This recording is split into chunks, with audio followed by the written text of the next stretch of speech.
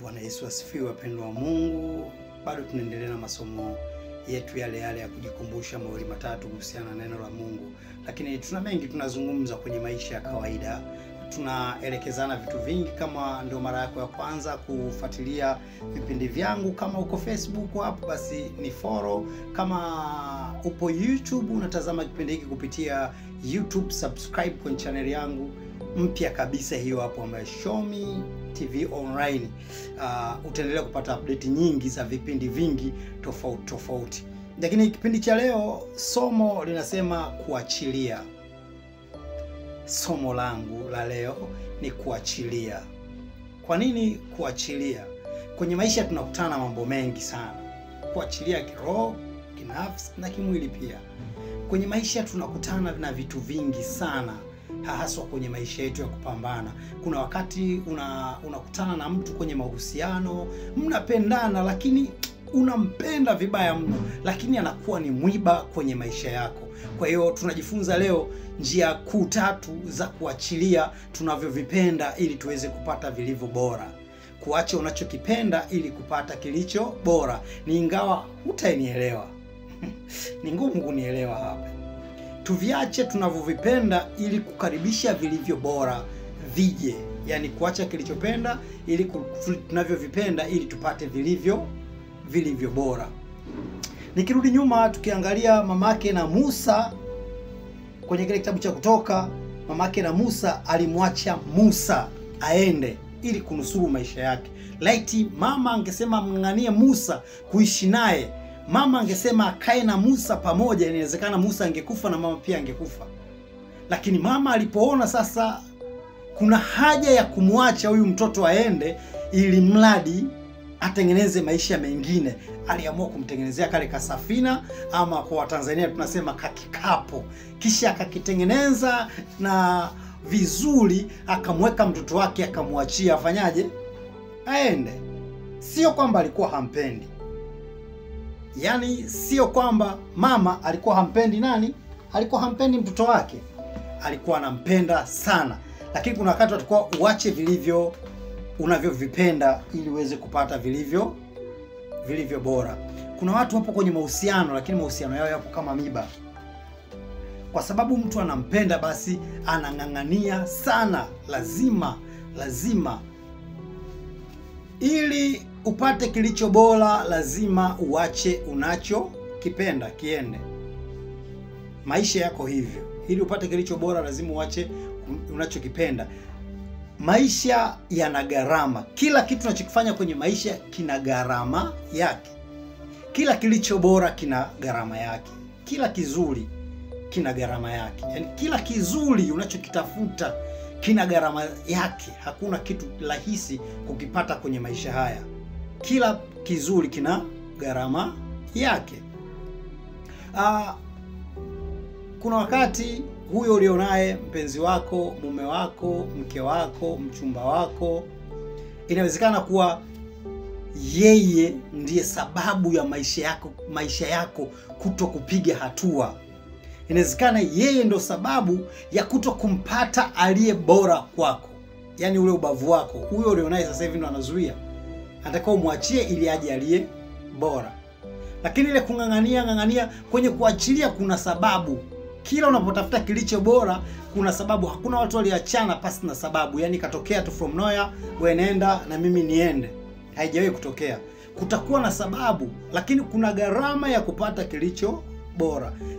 Ili uweze kumwacha lazima kuwe na sababu. Kuna wakati ugomvi unatokea usipojulikana, kuna wakati dakika mmezinguana, kuna wakati amefanya hiki, kuna wakati makubwa yanatokea. Mungu anakuonyesha njia ili aondoke huyu anayotaka kuondoka, ili uweze kumpata aliye bora. Ukiendelea kumng'ang'ania hawezi kuja mwingine wakati kuna mtu mwingine. Hawezi kufungua mlango wa pili wakati mlango wa kwanza unatumika.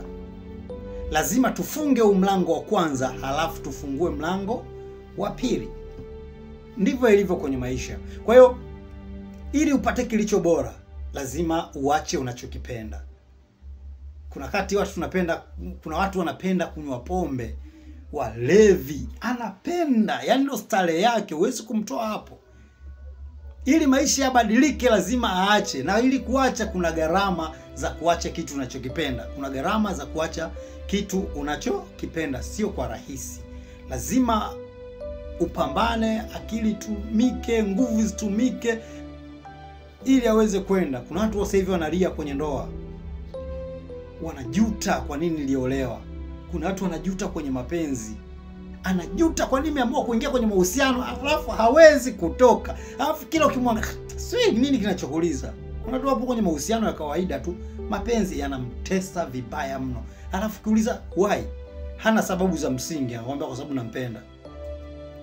Lakini njia za kujinasua hapo alipo ili kwenda kwenye nchi ya ahadi ndiyo changamoto kubwa. Sasa nitakufundisha vitu viwili vitatu kumtambua mwanamme au mwanamke anayekupenda.